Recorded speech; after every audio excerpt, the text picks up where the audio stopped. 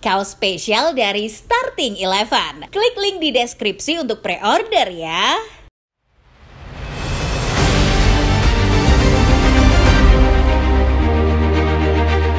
Real Madrid berhasil ringkus kemenangan telak 3-0 atas Mallorca pada Jumat 10 Januari 2025.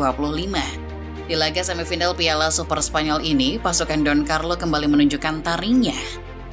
Madrid tampil menyerang dan sangat agresif, bahkan sejak babak pertama dimulai. Meskipun tanpa striker andalan mereka, Vinicius Junior, lini serang Madrid nyatanya masih tetap tajam. Namun ada satu hal yang menjadi sorotan dari Madrid musim ini. Real Madrid musim ini sering telat panas dan suka membuat jantung para fansnya berdebar kencang. Entah apa yang dipikirkan oleh Carlo Ancelotti, tapi sepertinya itu sukses untuk menarik perhatian publik kepada Los Blancos. Lantas bagaimana Real Madrid bisa disebut sering telat panas? Sebelum kita mulai pembahasannya Football Lovers, seperti biasa jangan lupa untuk menekan dulu tombol like dan subscribe, serta nyalakan lonceng notifikasinya supaya kedepannya kamu tidak ketinggalan berita-berita terbaru lainnya seputar dunia sepak bola dari channel Starting 11 Moment.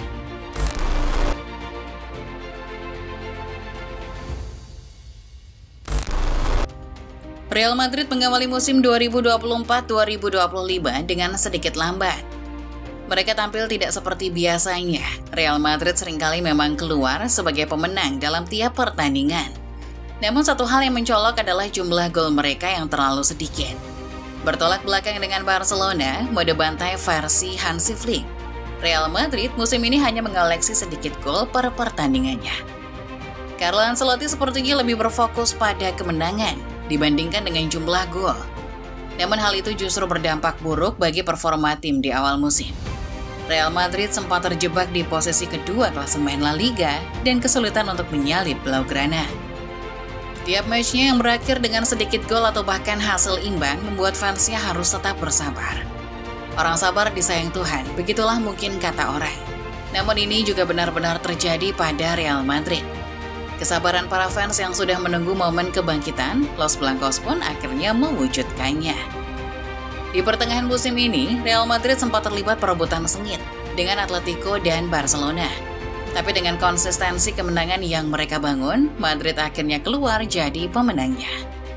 Barcelona yang kala itu terlihat kehabisan bensin harus merelakan posisinya direnggut begitu saja.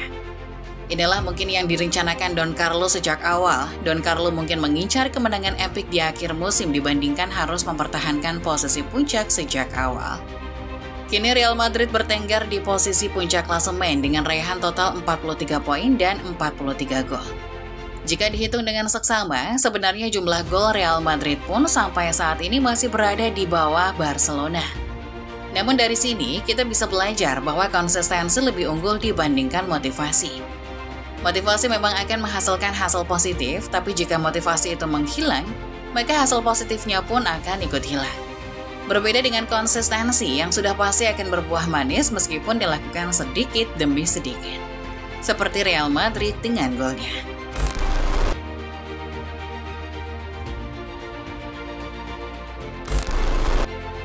Sedikitnya jumlah gol yang diperoleh Real Madrid musim ini tak lain disebabkan oleh perilaku mereka yang sering telat panas. Real Madrid di musim ini biasanya akan bersantai-santai ria di babak pertama, membuat lawan-lawan mereka jadi meremehkannya.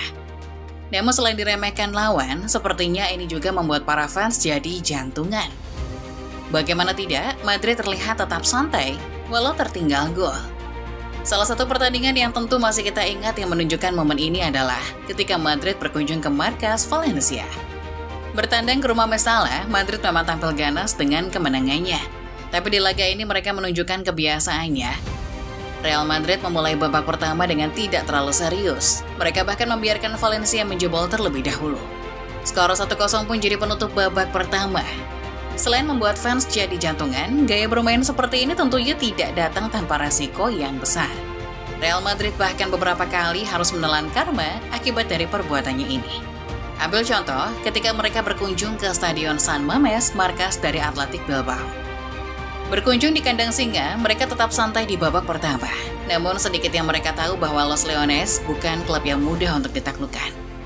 Babak pertama berakhir imbang, namun di babak kedua Bilbao langsung membuka keunggulan. Madrid yang tak mau kalah pun membalas gol itu di menit ke-78. Tapi lagi-lagi Bilbao berhasil mengungguli mereka. Pertandingan pun berakhir tragis bagi para penggemar Madrid. Skor akhir 2-1 membuat pasukan Don Carlo harus pulang tanpa poin. Setiap tim tentunya tidak ingin menelan kekalahan. Begitu juga dengan Madrid yang menerapkan taktik ini. Dengan bermain santai di babak pertama, Real Madrid bisa menghemat stamina untuk mengamuk di babak kedua. Beginilah gaya permainan Don Carlo musim ini. Gol sedikit tidak apa-apa, yang penting kita tetap menang. Mungkin begitulah kira-kira pemikirannya. Kemenangan Los Blancos musim ini kebanyakan adalah hasil epic comeback atau gol di babak kedua. Contoh dari kejadian ini, lagi-lagi adalah ketika mereka menghadapi Valencia. Usai Vini diganjar kartu merah dan Madrid tertinggal 1-0. Waktu menunjukkan menit ke-79. Artinya mereka hanya punya 10 menit untuk membalikan keadaan. Dengan 10 menit dan 10 pemain, sebenarnya ini terasa sangat mustahil. Tapi Madrid telah membuktikannya dengan skor 1-2. Selain dari pertandingan melawan Valencia, laga terbaru juga rupanya menghadirkan momen yang serupa. Bermain di tanah Arab, memperjuangkan Piala Super Spanyol, Real Madrid membungkam rapat Real Mallorca. 3 gol yang diluncurkan para pemain Madrid semuanya terjadi di babak kedua. Real Madrid sebenarnya tampil dengan sangat agresif, bahkan sejak peluit pertama dibunyikan. Namun semua upaya yang mereka lakukan terasa belum maksimal. Kiper Mallorca Dominic Grif terlihat gampang menepis bola yang menuju ke arahnya, membuat babak pertama berakhir dengan imbang 0-0. Babak kedua pun dimulai dan inilah momen kebangkitan Al Real. Setelah beberapa kali ditepis, bola mengarah ke kaki Jude Bellingham yang langsung menembakkannya. Skor pun pecah dengan keunggulan bagi Real Madrid. Selanjutnya pertandingan diwarnai dengan beberapa drama, termasuk gol bunuh diri. Di menit 90+5, Madrid sekali lagi mencetak gol lewat tendangan dari Rodrigo. Skor 3-0 menjadi hasil akhir yang memulangkan Mallorca dari ajang kompetisi ini. Dengan kemenangan telak atas Mallorca, Madrid berhasil mengamankan tiket langsung menuju partai final. Pertandingan El Clasico otomatis akan terjadi, mengingat Barca juga mengamankan tiketnya saat menumbangkan Bilbao. Jika dilihat sejarahnya, sebenarnya partai El Clasico di final Super Spanyol sebenarnya bukan kali pertama.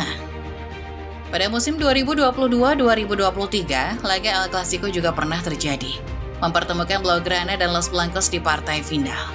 1 gol yang dicetak Benzema di menit terakhir tidak dapat menyelamatkan mereka dari amukan Barcelona yang menjebloskan 3 gol.